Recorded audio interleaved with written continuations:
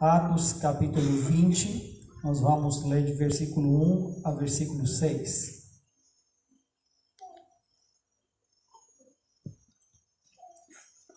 Muito bem. Cessado o tumulto, Paulo mandou chamar os discípulos e, tendo-os confortado, despediu-se e partiu para a Macedônia. Havendo atravessado aquelas terras, fortalecendo os discípulos com muitas exortações, dirigiu-se para a Grécia, onde se demorou 3 meses. Tendo havido uma conspiração por parte dos judeus contra ele, quando estava para embarcar rumo à Síria, determinou voltar pela Macedônia. Acompanharam-no até a Ásia Sopatro de Bereia, filho de Pirro, Aristarco e Segundo de Tessalonicia, Gaio de Derbe e Timóteo, bem como Tíquico e Trofimo da Ásia. Estes nos precederam, esperando-nos em Troade.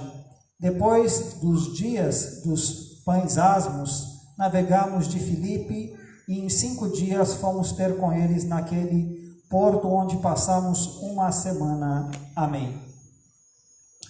Talvez olhando para esse capítulo à primeira vista, não há muita coisa a se perceber. No entanto, é impressionante como Lucas acha por bem dar detalhes sobre a viagem do apóstolo Paulo, e detalhes esses que teve a ver com a geografia, teve a ver com aqueles que o acompanharam, e creio que isso é muito importante, tanto de ponto de vista apologético, tanto para entender a dinâmica da jornada do apóstolo Paulo, mas também creio que há uma aplicação para as nossas vidas.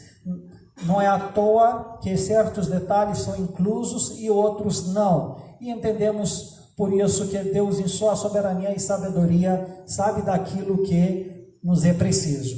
Lembrando que esse capítulo, esse trecho, ele se dá no contexto de Paulo sair do Éfeso, depois de um tumulto enorme que houve, provocado por Dimitri, que trabalhava com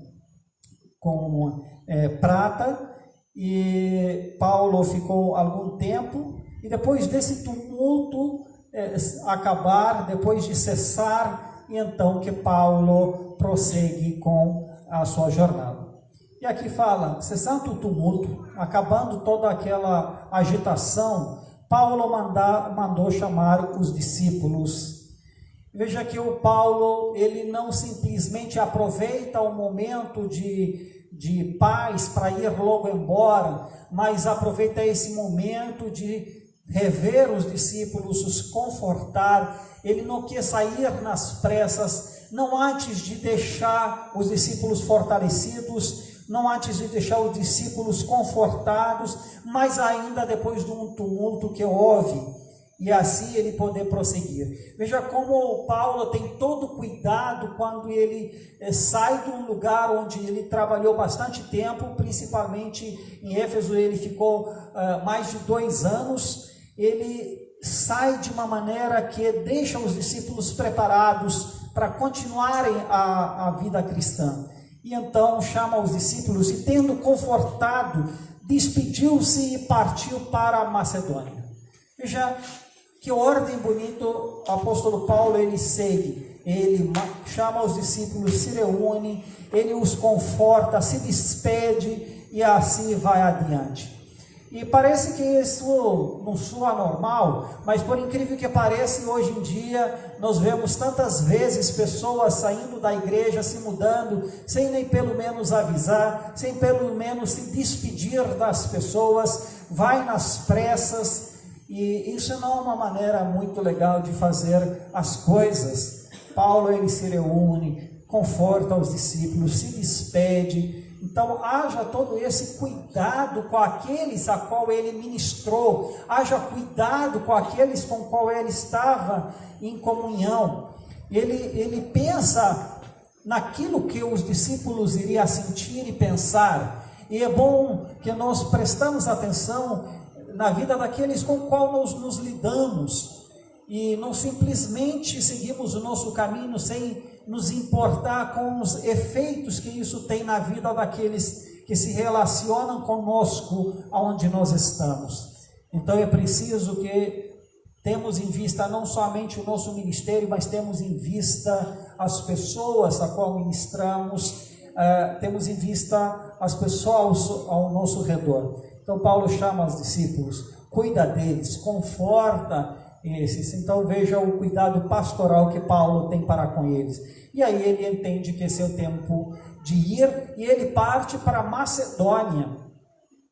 E não era aleatório que Paulo escolhe para ir por essa rota, porque ele já tinha mandado antes, em capítulo 19, nós lemos que Paulo mandou adiante Timóteo e Erasto para a Macedônia e Acaia. Então, Paulo antecede a sua vinda, a sua chegada à Macedônia através de Timóteo e Erasto, que por sua vez havia de preparar as coisas, a preparar a igreja, os discípulos para a vinda do apóstolo Paulo, para quando ele viesse poder ministrar livremente. E Paulo vai finalmente à Macedônia, aonde de fato ele se encontra com seus colaboradores. E aqui fala que, havendo atravessado aquelas terras, fortalecendo os discípulos com muitas exortações, dirigiu-se para a Grécia. Veja que por onde o apóstolo Paulo passava, ele não era só passar, mas ele fortalecia os discípulos. Ele tinha em vista encorajar, trazer bênção e ser bênção na vida daqueles que creram por onde passaram. Ele fazia a questão de visitá-los, de parar, de ter um tempo com eles. Ele procurava conhecer os novos discípulos e fortalecer os que já estavam lá. E isso nos fala muito a respeito de como nós passamos pelos lugares que nós vamos, às vezes até de viagem. Quanto de nós temos no nosso coração o ardor de conhecer os discípulos de Cristo nos lugares que nós vamos, nos relacionar, de compartilhar a vida, compartilhar as bênçãos um com o outro. Parece que nós estamos tão frios muitas vezes quanto a isso, e é preciso que revemos isso. Paulo tinha essa característica. É claro que você pode dizer, mas Paulo era um apóstolo, Paulo tinha ajudado na conversão dessas pessoas, Paulo tinha plantado essas igrejas, então talvez era natural para ele fazer isso. Bom, por mais que isso seja verdade, não deixa, no entanto, de evidenciar o coração de Paulo de rever os discípulos, o prazer dele de sempre que passa por um lugar, rever os discípulos, rever os cristãos daquele lugar. Isso nos fala quanto o prazer de estar na presença dos irmãos. Quanto de nós desejamos ardentemente, por onde passamos, ver os discípulos. Às vezes nós passamos por um lugar que de repente trabalha um dos irmãos, e podemos parar o carro e dizer, ui, só passei para dar um oi, só parei para ver como você está. Mas muitas vezes nós nos reduzimos apenas à vida de programação de igreja, nos vemos na igreja como fosse uma obrigação, como fosse apenas um dever de estar aqui e nos ver somente nessas condições. Mas, meus amados, o prazer de ver os irmãos, de repente encorajá-los. Às vezes o irmão durante o dia passa alguma dificuldade e nós nem não sabemos, e só o fato de você passar por lá não é à toa. Você pode fortalecer aquele irmão, talvez você não sabia que ele passa por uma dura, mas você pode passar por lá, dar um oi, e isso já fortalecer, mostrar a ele que ele não está sozinho. Então devemos ter em vista isso. O Davi, ele fala muito do prazer dele ser os homens que amam a Deus, de estar junto com eles na casa de Deus. Quanto o povo de Deus é o nosso prazer, quanto nós amamos estar na presença do povo de Deus, buscar nos lugares onde vamos, buscar ver se há discípulos lá, se há igreja, visitar, fazer contatos. Então é preciso que nós nos avaliamos nessa questão. E Paulo, ele não somente passa, mas ele é bênção por onde passa. Ele fortalece os discípulos, ele tem algo a trazer, tem algo a oferecer. E, meus amados, como cristãos, nós devemos ser aquele que temos sempre algo a dar, algo a abençoar, algo para oferecer, para encorajar a vida das pessoas. Mas que triste que nós, muitas vezes, nós não temos nada a dar. Somos tão vazios, tão secos, tão de mão vazia, sem oferecer qualquer conforto, qualquer coisa. Muitas vezes nós somos interessados apenas em receber, mas nós não sabemos dar. E esquecemos que, de fato, é mais feliz dar do que receber. Esquecemos, de fato, da nossa identidade de ser abençoadores, de abençoar os outros. É preciso olhar para isso. E o que você tem a dar?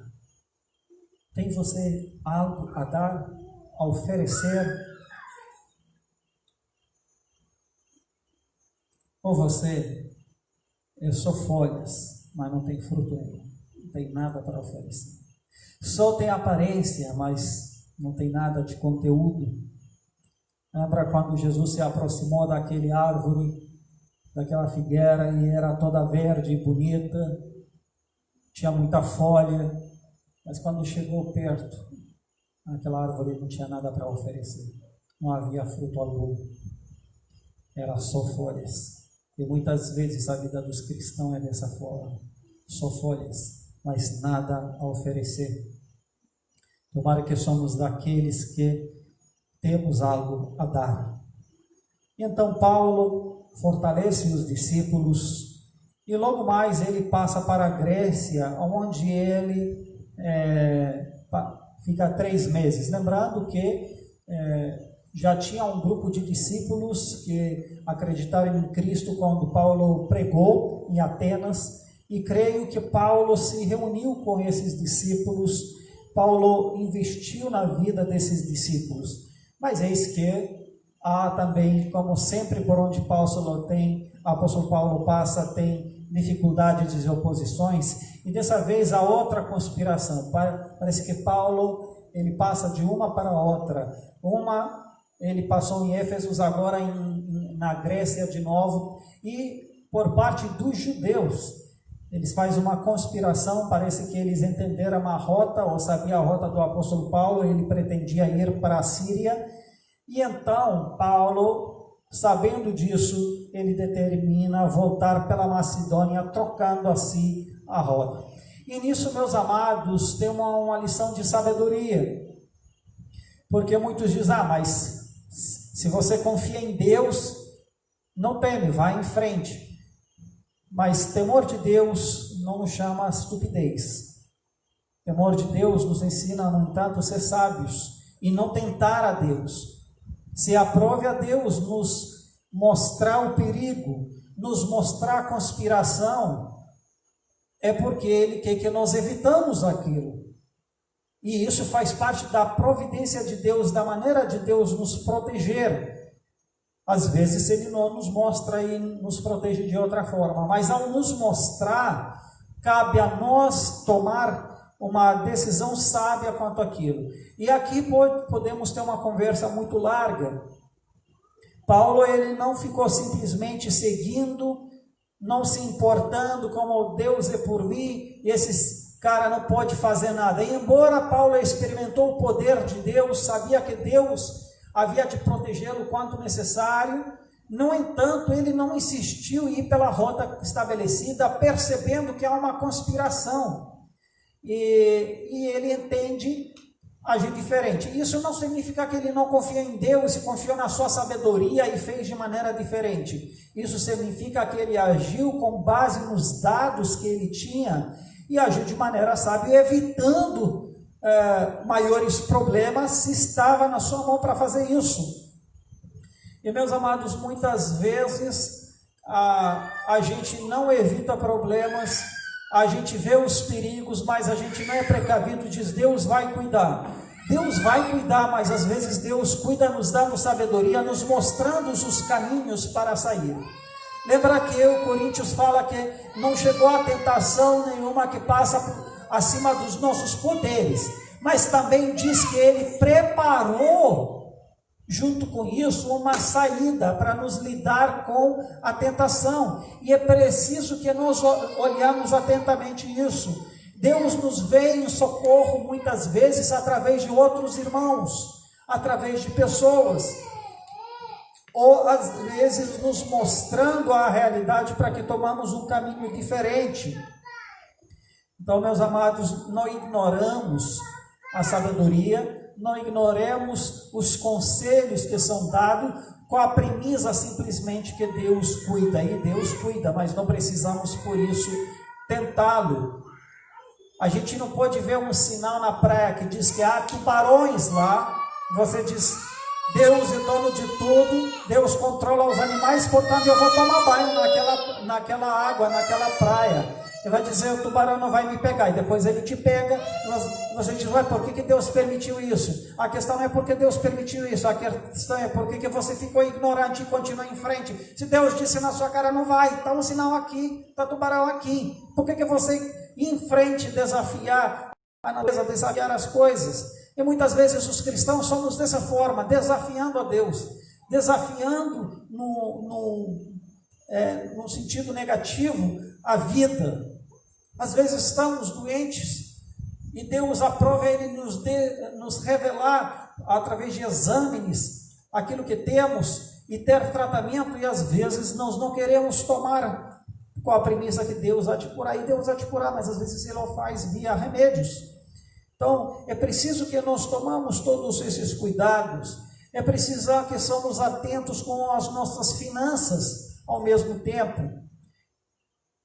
Nós vamos chegar a um tempo de envelhecer, vamos chegar a um tempo onde nós não vamos poder trabalhar mais, e é preciso que nós nos precavemos quanto a isso.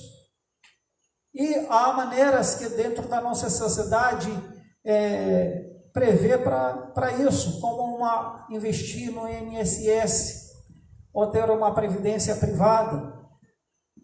Então Deus nos mostra. Nós não podemos chegar lá na frente e dizer, eu não tenho nada, e agora? Mas muitas vezes, a maioria das pessoas não quis investir, não se disciplinou para isso, ignorou isso e deixou a coisa andar, e chega lá na frente sem nada. Aí depois clama a Deus. Eu não estou dizendo que isso é errado, clamar a Deus, mas muitos dos problemas que que nós evitamos é sendo precavidos com isso. Deus nos dá essas oportunidades, e eu creio que podemos aprender, embora o texto não diz exatamente sobre essas coisas, mas diz da maneira que Paulo agiu diante de um fato que ele conhecia, que via afetando a sua vida, e ele escolheu, ele teve a chance de fazer uma escolha para evitar isso, e isso entendeu que a graça de Deus, dessa forma de proteger a vida dele. E Paulo volta para a Macedônia, por onde foi, aprove a Deus essa volta, e em versículo 4 mostra que Paulo não era sozinho, e aparece aí uma multitude de nomes em versículo 4 e 5, aliás, mais em versículo 4, que muitos deles a gente nem conhecia, pessoas que não sabia nem que existe, o que mostra, meus amados, como o apóstolo Paulo tinha uma rede não somente de contatos, mas de colaboradores. Como Paulo havia investido e treinando bastante discípulos, bastante líderes, e como Paulo investiu de tal maneira que muitos deles se juntavam às suas jornadas evangelísticas e de missão, muitos deles participaram. Então veja que até as viagens, o que Paulo fazia, ele não fazia sozinho. Mesmo que a gente não percebe à primeira vista que Paulo não era sozinho, de vez em quando Lucas mostra uma quantidade significante de pessoas que estavam lá rodeando Paulo, preparando o caminho, deixando tudo pronto para que ele faça a missão que Deus tinha lhe chamado. Então veja como esses homens enxergou o ministério deles em apoiar o ministério de Paulo, como eles perceberam a magnitude e a importância do chamado do apóstolo Paulo, e eles entenderam os chamados deles em virtude virtude do chamado de Paulo. Em outras palavras, eles entenderam que o papel deles era proteger, era sustentar, era abrir o caminho para que o apóstolo Paulo fizesse o que fazesse. Então, nós vamos trabalhar para que você vá e faça. Então veja, a missão não se faz sozinho. Não é com uma pessoa, mesmo sendo o apóstolo Paulo, ele não fez sozinho. Havia uma galera por trás que sustentava tudo isso. E hoje, meus amados, se você olha grandes líderes, às vezes que faz live e muitas outras coisas, eles não fazem sozinhos. Às vezes você pergunta como tal homem escreve tanto, faz tanta coisa, mas se você soubesse da vida daquele líder, você vai saber que há mais de 20 pessoas junto trabalhando naquilo. Não é tão fácil assim. Até Hernandes Dias Lopes, que eu estimo muito, eu sei que ele tem uma equipe de mais de 20 pessoas trabalhando com ele. Então, meus amados, não importa quem o líder é, nenhum é grande sozinho. E Paulo, não somente isso, ele reconhecia o poder, o valor do ministério dos outros acoplado ao seu ministério. E é preciso que entendamos, se nós queremos servir a Deus, nós precisamos entender e precisamos ser humildes o suficiente em colaborar com outras pessoas. Seja como líderes, aceitar a ajuda dos outros, seja como uns que se juntam para ajudar um líder. Uma das duas. Mas a gente precisa entender essa colaboração. Aqueles que têm um ministério muito forte, um chamado mais abrangente, eles devem ser abertos a trabalhar junto com outros, a ver o valor agregado dos outros e entenderem que eles sozinhos não podem fazer tudo e delegar, deixar os outros fazerem. Mas para isso é preciso que nós investimos sempre na vida dos outros. É preciso que treinamos. A mesma coisa no ministério pastoral. Na igreja é preciso que o pastor treine as pessoas para que elas, por sua vez, possam trabalhar em harmonia com o seu pastor. Às vezes nós reclamamos que não há harmonia entre presbíteros, diáconos. Não estou dizendo que não há aqui na igreja, mas estou dizendo que, ao modo geral, nós ouvimos esses desacordos entre uma sociedade e outra. Mas o grande problema é que às vezes o pastor não treinou ninguém, esses líderes se levantam sozinhos, ou eles são escolhidos de alguma forma, mas eles não foram treinados para ter o mesmo coração com o pastor, para ter a mesma visão, e aí claro que as coisas não andam. Paulo teve muitos colaboradores, mas a maioria dele ele formou. Então é preciso que nós formamos líderes com o intuito de eles trabalharem junto conosco, não somente fazer um curso de liderança, mas treiná-los de uma forma prática. Muitas vezes nós fazemos treinamentos de liderança, mas sem nexo, sem futuro, sem conexão com algum ministério. É preciso que treinamos vislumbrando um trabalho concreto junto. E a maioria dos pastores, infelizmente, não estão fazendo isso. Não estão treinando seus povos, só fica lá no púlpito pregando. Mas isso, meu amado pastor, não é suficiente. Você precisa treinar o povo para o ministério. Esse é seu trabalho, não somente de pregar. E digo que é mais importante do que visitação e outras coisas. Portanto, Paulo teve toda essa gente, mas é porque Paulo treinou. Agora, por outro lado, veja também como as pessoas devem olhar para o ministério dos outros. No que sentido? Você pode ter a chance de estar perto de um missionário ou de alguém que tem um ministério mais abrangente, e talvez Deus não te deu esse chamado específico a você, mas te deu a graça dentro do seu chamado, dentro do seu dom, a auxiliar a vida do pastor. Agora veja por outro lado, que você tem que olhar aqueles que têm o ministério. Muitas vezes nós abandonamos ou achamos que o pastor ou missionário ele não precisa de nada, mas ele precisa de apoio moral, de apoio psicológico, espiritual, emocional, financeiro, e ele não pode fazer todas essas coisas só porque ele se preparou. ele não sabe de todas as coisas. E talvez, ainda que soubesse um pouco de tudo, ele não vai ter tempo de fazer todas as coisas. E se ele envolve fazer todas essas coisas, ele talvez não vai fazer muita coisa boa. Então é preciso de outros entenderem o ministério dos outros e entenderem talvez seus papéis de apoiadores, de acompanhadores. Veja que até Jesus, a Bíblia fala que tinha um grupo de mulheres que seguia Jesus e os discípulos de longe e os servia.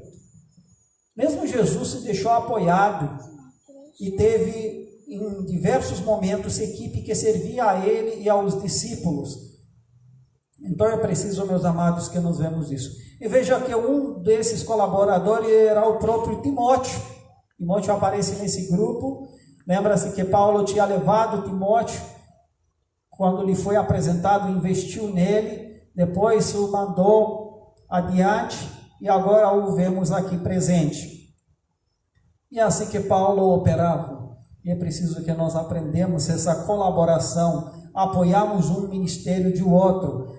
E os ministérios, meus amados, eles não estão desligados entre si.